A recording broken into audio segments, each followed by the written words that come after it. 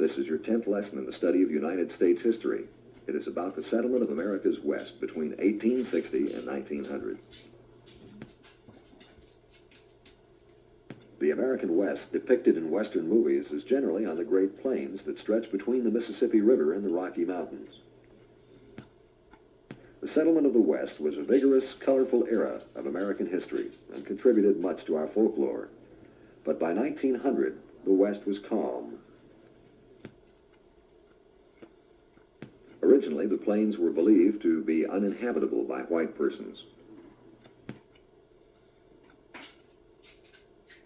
In the 1820s, the area was labeled as the Great American Desert on maps.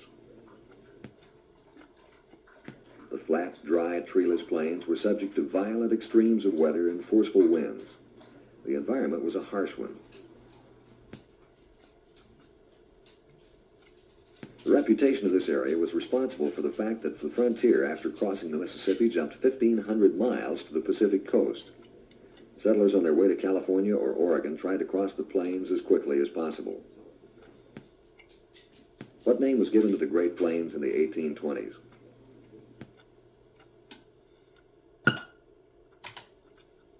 Yes.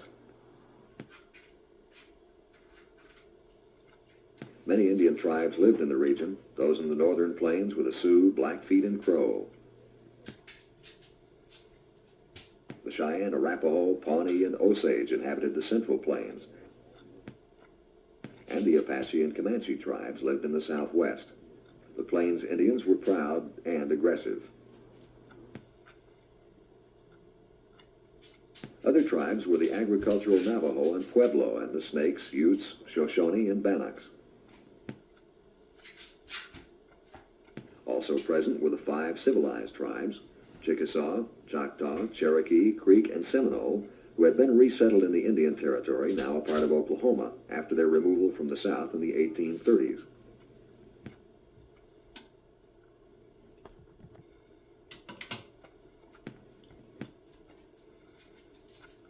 Where did the Comanche and Apache tribes live?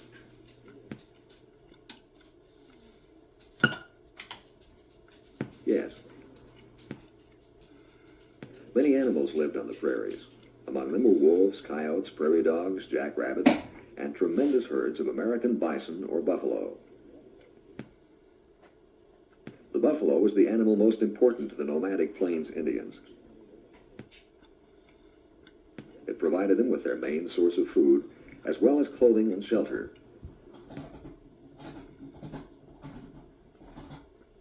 The Indians followed the buffalo herds over the plains on their small horses, descendants of those brought to America by the Spanish. The lives of the Plains Indians revolved around and were dependent on the buffalo. As white men invaded the plains, the buffalo herds grew smaller. How many tribes belonged to the group known as the civilized tribes?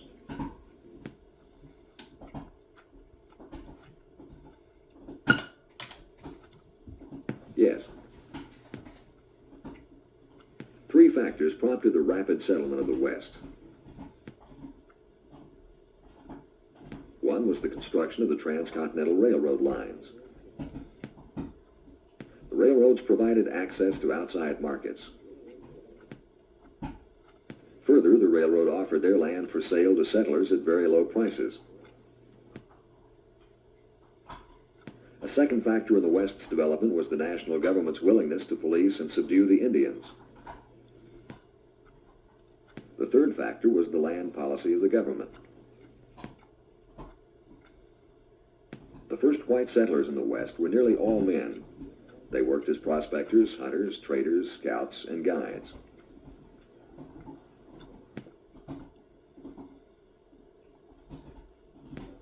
The Bureau of Indian Affairs, established in 1824, was poorly administered and further complicated Indian problems. Indians were discontented, and when the Civil War summoned experienced Western troops to war and left inexperienced troops behind, the Plains Indian Wars began. Which animal was most important to the Plains Indians?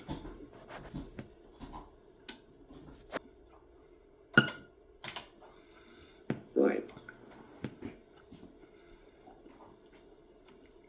A brief summary of the principal Indian wars will illustrate the continual conflict that existed in the West from the 1860s to the 1880s. Fighting for their land, their rights, and angered by the slaughter of the buffalo, the Indians lashed out at the white settlers in revenge.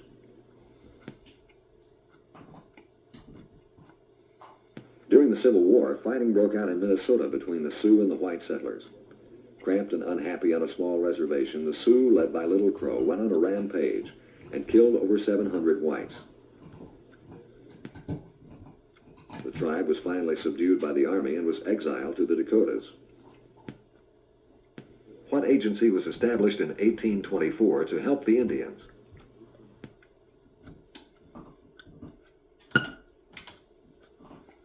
Yes.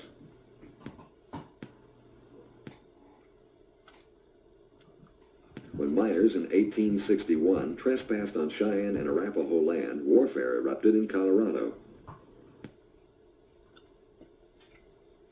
In 1864, soldiers led by Colonel John Chivington massacred a large number of Cheyenne men, women, and children at Sand Creek, even though their leader, Chief Black Kettle, tried to surrender. The fierce fighting ended in 1868 after Colonel George Custer's troops defeated and killed Black Kettle, massacring many of his tribe at the Washita River in present western Oklahoma.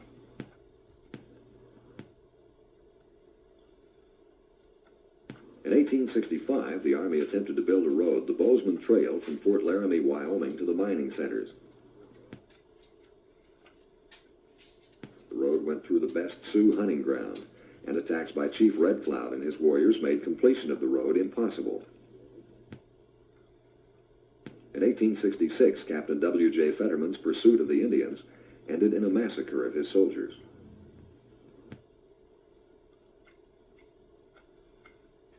In 1868, federal peace commissioners concluded treaties which forced Indians to accept reservations in the Dakota Black Hills and in Indian Territory. This did not still the fighting, however, as more than 200 battles were fought from 1869 to 1875. Who defeated Black Kettle at the Washita River?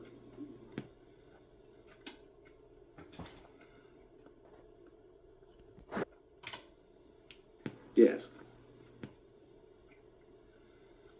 In 1875, prospectors and railroaders invaded the Sioux Reservation in the Black Hills. The Indians left the reserve and gathered at Little Bighorn in Montana under Chief Crazy Horse and Sitting Bull. Army troops arrived to find the largest Indian army ever assembled at one time in the United States.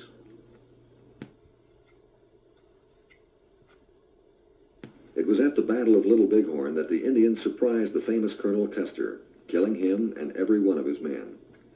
The Indian Army drifted off in bands and were later caught by the United States Army and returned to the Dakota Reservation. What famous Indians gathered an army at Little Bighorn?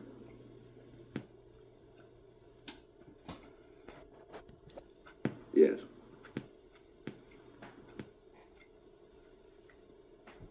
When Idaho's Nez Perce tribe was told it would have to accept a smaller reservation, Chief Joseph attempted to take his people to Canada.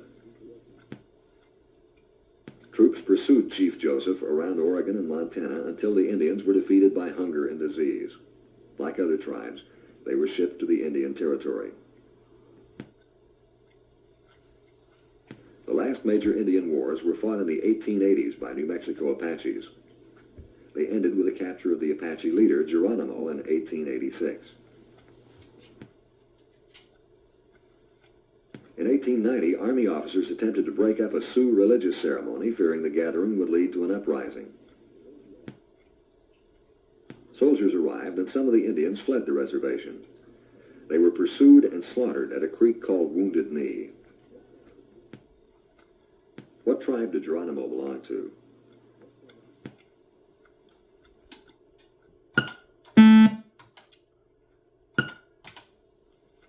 Right. The Dawes Severalty Act of 1887 intended to help Indians, but failed. It divided tribal reservations into individual holdings.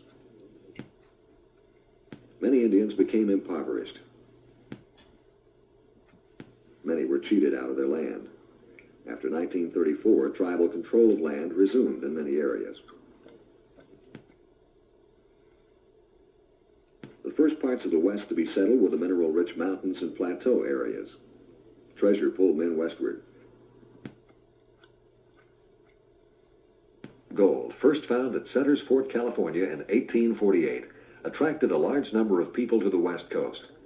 In the following years, prospectors extracted gold worth hundreds of millions of dollars.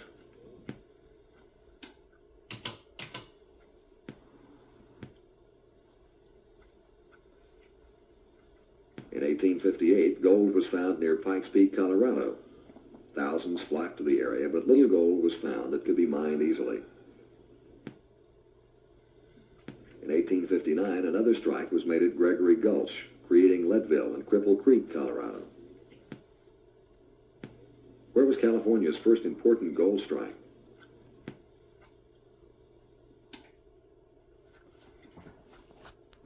Yes.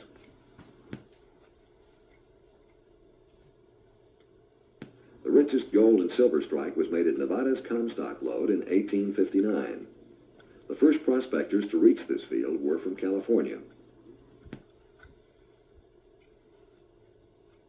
From 1860 to 1880, the Nevada lode yielded $306 million in gold and silver.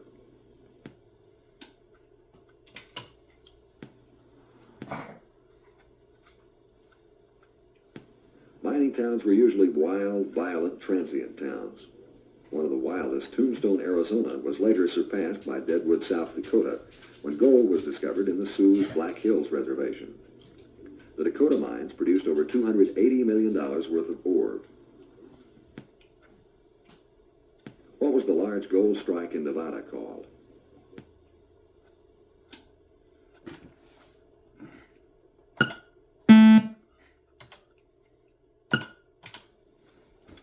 Yes. Before federal law came to the plains, miners and cowboys lived by their own laws.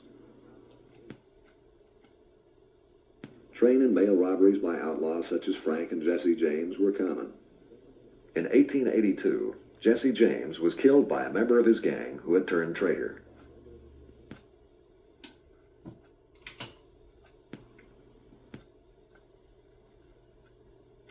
Copper, found at Butte, Montana in 1881, became especially important with the advent of electric power. By 1900, copper was yielding more profits than gold.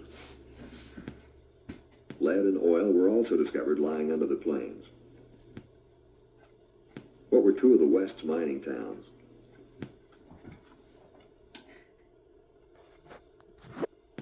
Yes. Before railroads were completed, freight was transported in wagons by companies like Wells Fargo. People and mail were generally carried in stagecoaches. In 1861, William Russell's Pony Express carried mail from St. Joseph, Missouri to San Francisco in 10 days.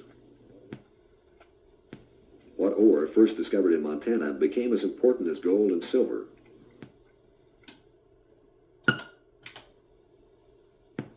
Yes.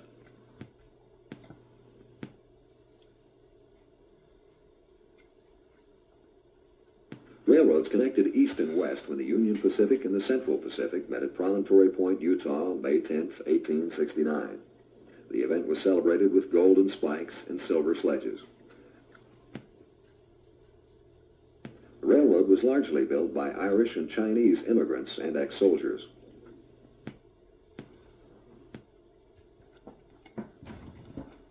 The cattle industry, like mining, flourished in the Great Plains. Its rise was due to growing cities which created a huge market for meat. With the coming of the railroad, the problem of transporting meat to markets was solved. Where did the Union and Central Pacific Railroad meet? Right. The cattle industry had its roots in Mexico and Texas. Mexicans had developed cowboy methods and equipment such as the western saddle, bridle, spurs, lariat, chaps, and hat. When When Americans immigrated to Texas, they adopted Mexican gear and practices. These practices spread to the north.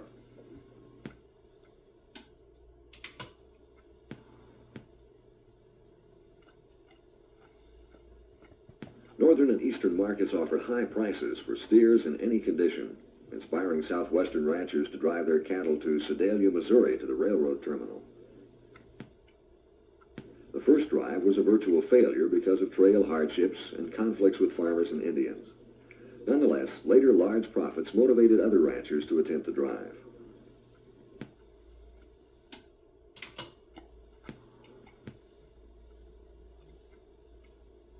Joseph McCoy, a meat dealer, decided to find and develop a better marketplace for cattle. He chose Abilene, Kansas, which became the main cattle town. Others that flourished were Dodge City and Wichita in Kansas, and Laramie and Cheyenne in Wyoming. Where did cowboy technique and equipment first develop?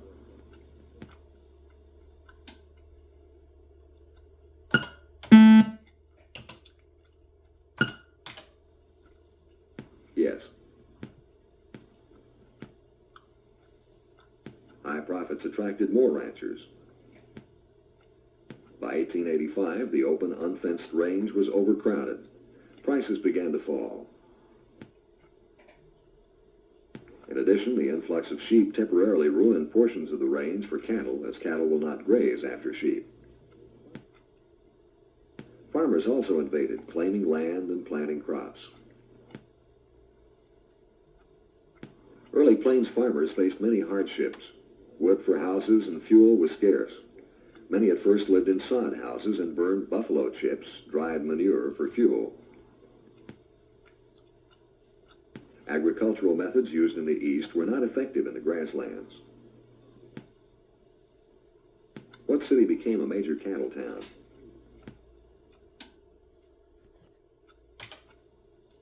Right. Water was also scarce. Wells were dug and some used windmills to pump the water. Dry farming was also used. This involved harrowing each field after every rainfall to lock the moisture into the ground. It became apparent that in many areas of the plains, agriculture could not be carried on without irrigation. Plowing the hard prairie grassland was difficult. Machines began to play a large role in farming. John Deere's steel plow was excellent but expensive. The appearance in 1868 of James Oliver's efficient and economical chilled iron plow greatly aided farmers. The McCormick reapers, mowers, cultivators, and planters were also used.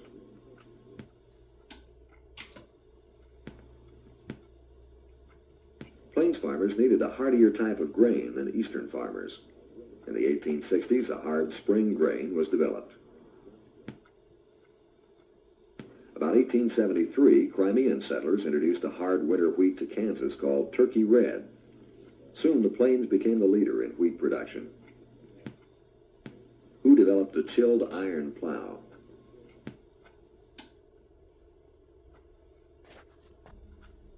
Right. When Joseph Glidden opened his barbed wire factory in 1874, he helped solve one conflict between ranchers and farmers by making fencing cheap enough to be practical. Before then, roaming cattle had destroyed many unfenced crops. By 1900, most land was fenced. In spite of the problems, however, the plains farmers prospered until overproduction lowered prices. At the end of the Civil War, wheat sold for $1.60 a bushel. By the 1890s, it had dropped to 49 cents. In addition, farmers went into debt as they grew more dependent on machines, transportation to markets, and manufactured goods. In 1890, the census report stated that the unsettled country had so many small settlements that there was really no frontier line left. This was true. The frontier as a vast, unexplored area no longer existed.